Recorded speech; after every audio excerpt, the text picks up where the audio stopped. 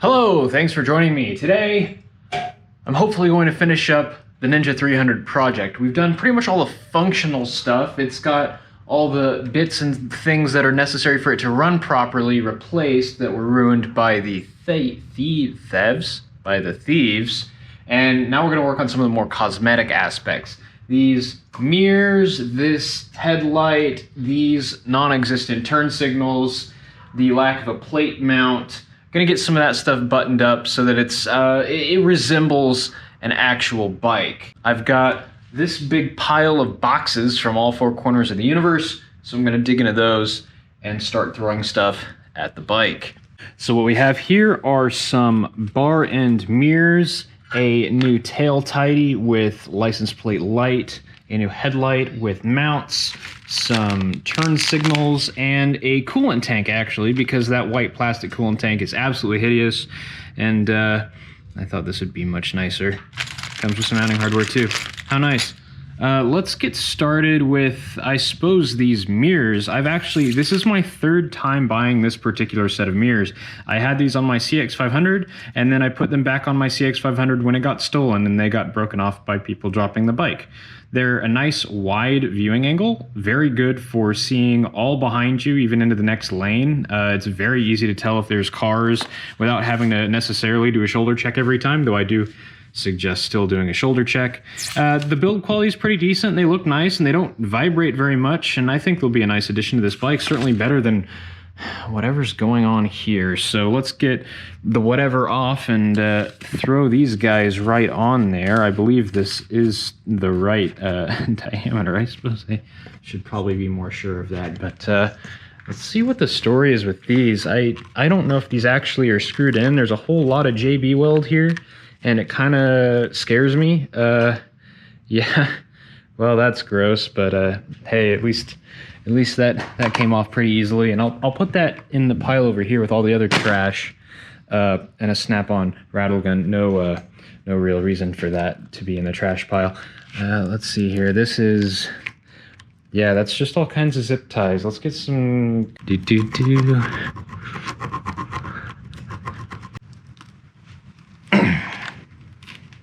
Yeah, these aren't even remotely the right threads to go in there, so that's why this is all gross. Okay, go away. Oh yeah, looky there. Perched right there on the end of the handlebar. And there's the stock bar and weight. That's pretty nice. That's nice and sturdy. I don't think that'll go anywhere. It's really amazing how much that single change to lower profile mirrors helped the way this bike looks. And the next thing that's gonna make a bike look a whole lot better is getting rid of whatever meth fashion this is. So let's just snip off these guys and just make this all go away. This is actually a plug that I put in myself just so I could ride the bike a little bit, because these were just like literally shoved into a plug and just hanging there, all kinds of awful. Goodbye. I'm not entirely sure what all these wires do. I do know I don't have a plug for this. And where's the rest of the headlights even? What are these? I don't know. What I'm going to use now, the handy dandy wiring diagram. I've got this new headlight. It's LED. I've wanted to have one of these for quite some time, but I never had a bike that this would look right on. And I think this is a pretty good candidate.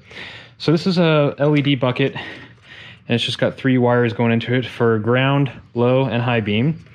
Can't get much simpler, and they're nice bullet connectors, which I actually have a kit for putting bullet connectors onto things with a nice sturdy crimp. So that'll be nice. I just got to figure out black with yellow stripe is our ground, red with yellow stripe is our low beam positive, and red with black stripe is our high beam positive. So red and yellow stripe, there it is. That's our low beam. Oh, I bet this is for one of the daytime running lights, and this must be the high beam. Black with yellow stripe and red, just red, okay. And this is also black with yellow stripe, and then red with black stripe. Red with black stripe is high beam, red with yellow stripe is low beam. Oh yes, and then there's city lights, that's what they are. Red and black with yellow, red and black with yellow. Yeah, so that's the city lights. So the headlight right now is actually attached to the city lights.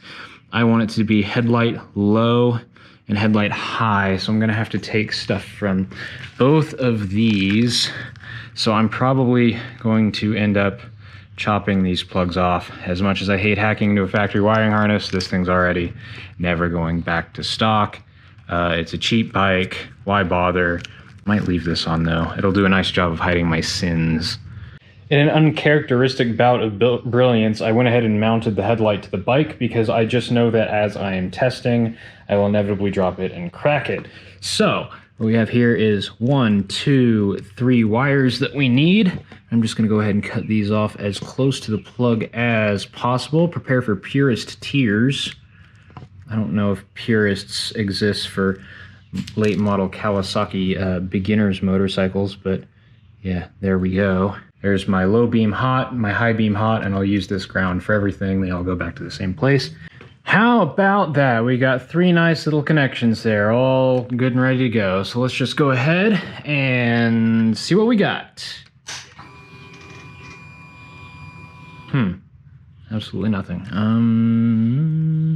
Oh, right, Kawasaki things. The headlight doesn't turn on until the bike's running. Hey, how about that? All right, what do we got here? Is that high or low beam? Ah, that is low beam. It just dims the lights. I bet this thing has like no actual pattern to it. Yeah, it's just a spotlight.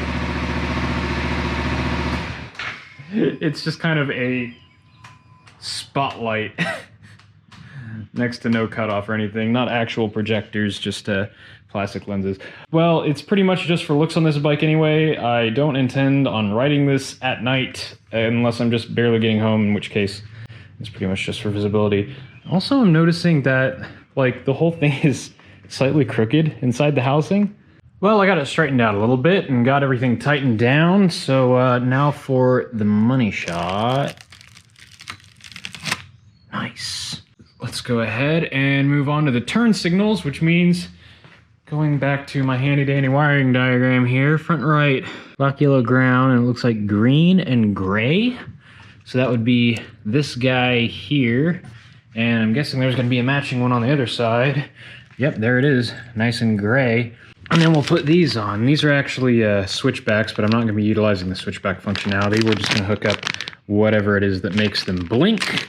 It's a little bit overdone at this point, but still a solid enough look. I dig it. Okay, got my connections completed. Just gonna go ahead and put this on here. Now this is kind of neat the way that this works. It actually it has adhesive and also a built-in zip tie, though it does look like this is kind of made for larger fork tubes than these. There's a little bit of extra there, but just gonna peel off that 3M and stick her right on there. Error 404, cable management not found, but let's see what that looks like. It's sequential. That's interesting. I also see that it's like flickering back to white in between pulses. I'm not entirely sure what that's about. I do wonder if that is because it doesn't have constant 12-volt power. So I might bring that running light down to it and just hook those up. I'll just make a little jumper to go back to here, and then I'll try and do something with all this cable. That's pretty visible. I mean, it is daytime, so I think that's adequate. So I actually crimped 2 wires into that one bullet connector so that I can also just get a constant 12-volt source for this side. And then I went ahead and plugged it in, so let's see what happens. Wow, that is bright. And turn signal? Hey, no weird flashing, and it looks like it goes all the way. So I guess it needs that 12 volts to remember what its last state was. I kind of figured as much. Now I gotta do something to hide this green. I'm not sure what that's gonna be. Cool. And what I want to check is make sure that this one's going to be going the right direction. I want it to be flowing from inside to the outside of the bike. So I'm going to go ahead and peel off that 3M tape and get this one wrapped up. Okay, here we go. Big test. Hey, look at that. All right, do we have turn in both directions? Okay, good. Didn't break anything with that one. And it comes back on. All right. That is pretty nifty. Those things are bright, wow. And to take off this zip tie, we're just holding in this big, ugly coolant reservoir. Let's take off the other zip tie, and let's do something about this. Yeah, so this used to attach to a subframe that went up here, but that subframe doesn't exist. There we have the old coolant tank, and here's the new coolant tank. And as far as mounting options go, I think I'm going to go with something like this. Unfortunately, it's not going to be entirely fantastic because I'm going to have to just use one of the mounting brackets. Set this somewhere I don't scratch it, which look like this, and attach with pop rivets.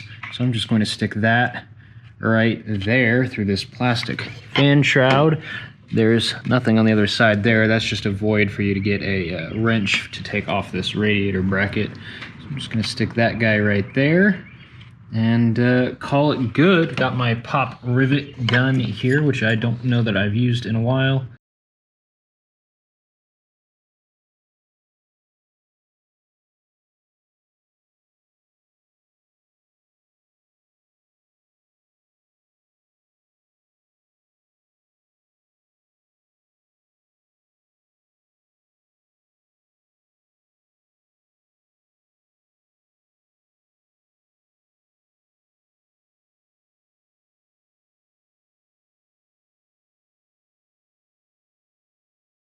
Oh, I'd say that's not bad for a few minutes work. It's a little bit loosey-goosey, but I can probably make another bracket to come tie down in on this old fairing support to make it a little bit less wobbly, but for now, I'd say that's a pretty decent job there. It looks pretty appropriate for the style. The technical expertise required to install this tail tidy is pretty much that of an actual child, so hopefully I'm not too far out of my depth. It's pretty much just 4 screws go through the pre-drilled holes in the plastic here with some washers, and then there's nylock lock nuts on the other side, 10 mil, and then you got to put this little bracket on here. So I just got to do up the last of these nuts, and this will be pretty much good to go. Just got to wire this into 12 volts somewhere for the license plate light. I think that's what this yellow and black wire is here for, but there's a lot of shenanigans going on here. But if this is getting 12 volts, then I'm not going to touch any of the shenanigans. I'm just going to roll with it. Ooh, that is hot. That looks nice on there. And that is going to do it for today. My rear turn signals, which are pretty much the same as these LED strips that are on here already, but a lot less haggard and a bit more durable. Those aren't getting here till like Sunday, so that's going to happen later, as well as cleaning up the wiring under there. But for now, I think I'm going to go ride tonight. That is looking real hot. The bike's been coming along great, but it's time to do something about this black tank. I've got some 120 grit sanding paper, which may seem a little bit aggressive, but the paint I'm going to be using is farm implement paint, and I'm hoping that it's really thick stuff. It should fill in any scuffs or scratches. I just want to get this quickly prepped and painted by the end of the day. So let's see how quickly this takes this paint off.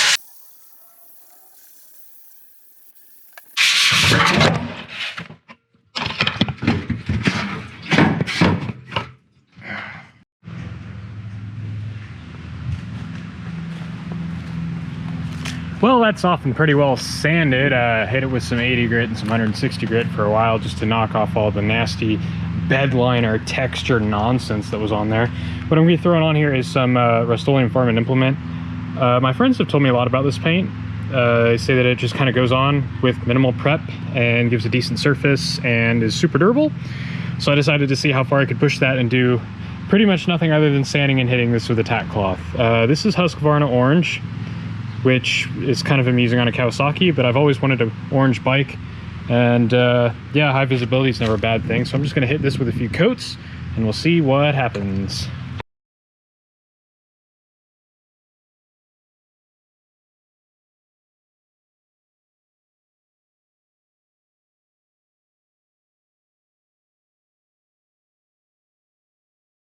First coat's on, and I can already tell I really needed to sand more. This is not filling as much as I was kind of thinking it would, but hey, at least the tank is orange, so, you know, this is definitely a 20-footer no matter what. I just kind of didn't want it to be black. This stuff covers extremely quickly, and it doesn't really have a fan pattern to it, so it's a bit weird to spray, but I think I'll give it 3 more coats.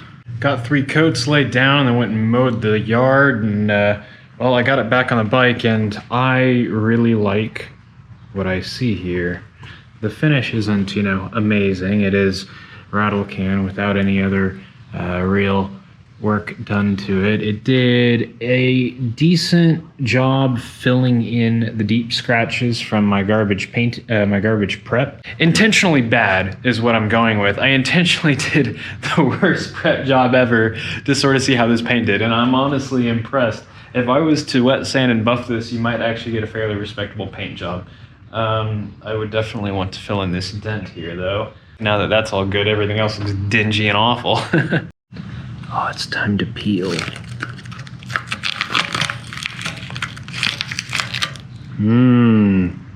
Gross.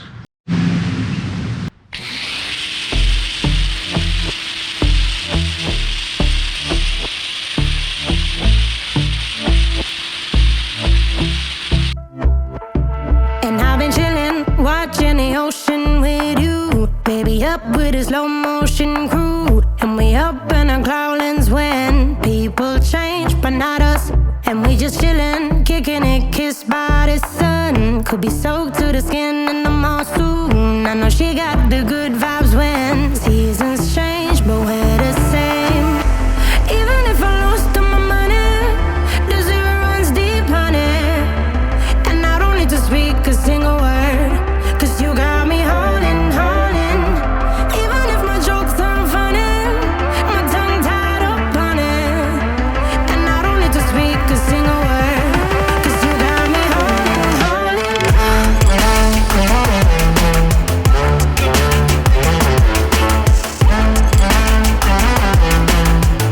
'Cause you got me holding, holding.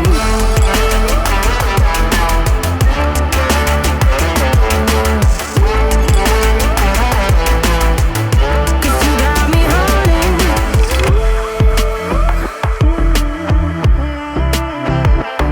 And I'll be running, possessed by a low, low voodoo. Fired up like a wolf on a full moon. And we stuck in a la la land. The tides will turn without us. And I'll be killing time like I might be a cartoon. Take it in real life like haiku. I know we got the good vibes when pieces fall right into place. Even if I lost all my money, the zero runs deep, honey. And I don't need to speak a single word, 'cause you got me holding, holding. Even if my jokes aren't funny, my tongue tied up on it. And I don't need to speak a single word, 'cause you got me holding, holding.